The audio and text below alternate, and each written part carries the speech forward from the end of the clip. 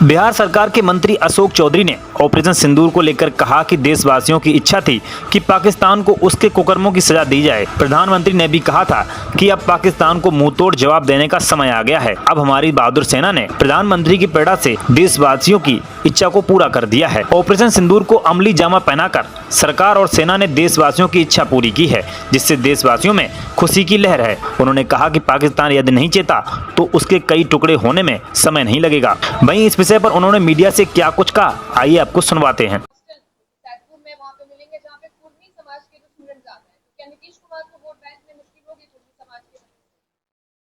कैसे किसी के आने जाने से ही वोट बिगड़ जाएगा? 20 साल से नेता हमारे क्या कर रहे हैं?